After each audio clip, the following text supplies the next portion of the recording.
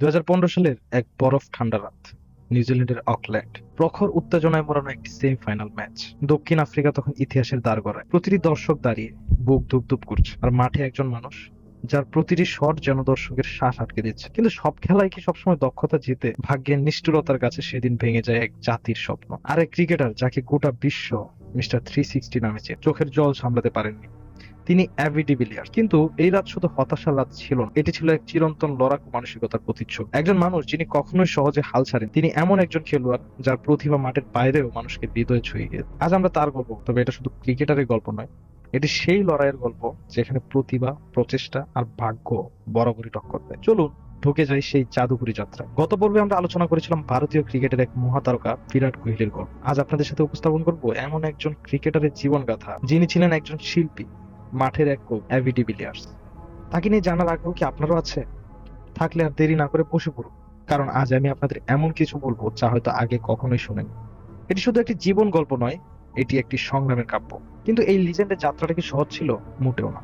Abby de Villiers এর জন্ম 1984 সালের 17 ফেব্রুয়ারি দক্ষিণ আফ্রিকার ওয়ার্মাবাদে। ছোটবেলায় যে খেলাধুলার প্রতি আগ্রহ দেখিয়েছিলেন সেটা ক্রিকেটে সীমাবদ্ধ ছিল না। তিনি ছিলেন রাগবি, গলফ, সাঁতার এবং টেনিসের দারুণ প্রতিভা। এমনকি একসময় দক্ষিণ আফ্রিকার জাতীয় হকি দলের খেলার প্রস্তাব পেয়েছিলেন। তবে একটা সময় এলো যখন তিনি বুঝতে পারলেন সবকিছু একসঙ্গে চালিয়ে যাওয়া সম্ভব না। তিনি বেছে নিয়েছেন ক্রিকেটকে। কিন্তু এটাও তো স্রেফ একটা খেলা ছিল না। ক্রিকেট তার জন্য হয়ে উঠল জীবনের ভাষা, যেখানে নিজের পরিচিতি খুঁজে পেয়েছিলেন তিনি। 2004 সালে মাত্র 20 বছর বয়সে দক্ষিণ আফ্রিকার জার্সি গায়ে মাঠে নেমেছিলেন অ্যাবি ডিভিলিয়ার্স। প্রথম কয়েক ম্যাচে তেমন কিছু করতে পারেননি ঠিক, কিন্তু এই ছেলেটা এক জেদি লড়াকু।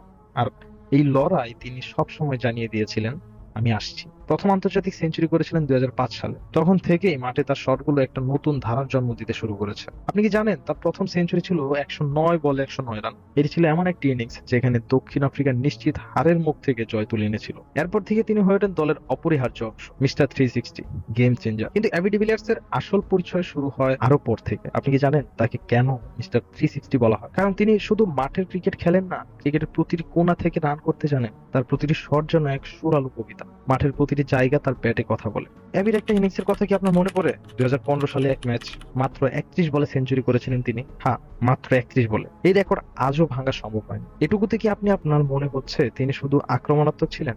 একদমই না। অ্যাবি ছিলেন এমন একজন যিনি দলকে তার প্রয়োজন অনুযায়ী খেলতে পারতেন, কখনো স্থির, কখনো তাণ্ডব। এই বৈচিত্র্যই তাকে তুলে দিয়েছিল অনন্য।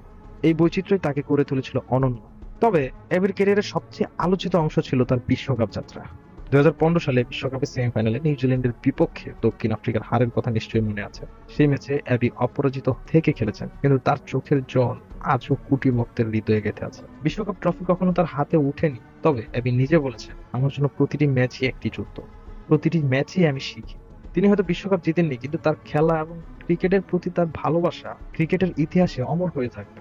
2018 সালে অ্যাবি ডিভিলিয়ার্স ঘোষণা দেন আন্তর্জাতিক ক্রিকেট থেকে অবসর। তবে অবসরের পরেও তার গল্প শেষ হয়নি। তিনি বিশ্বের বিভিন্ন টি-20 লিগে খেলে গেছেন, নতুন খেলোয়াড়দের অনুপ্রাণিত করেছেন এবং দক্ষিণ আফ্রিকার যুব ক্রিকেটকে উন্নত করার জন্য কাজ করেছেন। আপনি কি জানেন অ্যাবি ডিভিলিয়ার্স একজন মিউজিশিয়ানও? তিনি গিটার বাজাতে এবং গান গাইতে ভালোবাসেন। তার জীবন শুধু ক্রিকেটে সীমাবদ্ধ ছিল না। তিনি সবসময় বিশ্বাস করতেন, জীবনে যদি তুমি অনেক কিছু করতে চাও তাহলে প্রতিদিন নতুন কিছু শেখার চেষ্টা করো। অ্যাবি ডিভিলিয়ার্স একটি নাম নয়, এটি একটি অধ্যায়। এটি আমাদের শেখায় প্রতিভা দিয়ে হয়তো মাঠে রাজত্ব করা যায়, কিন্তু ভালোবাসা দিয়ে মানুষের হৃদয় জয় করা যায়। তিনি আমাদের শিখিয়েছেন জীবনের প্রতিটি হার শুধু একটি নতুন অধ্যায়ের শুরু।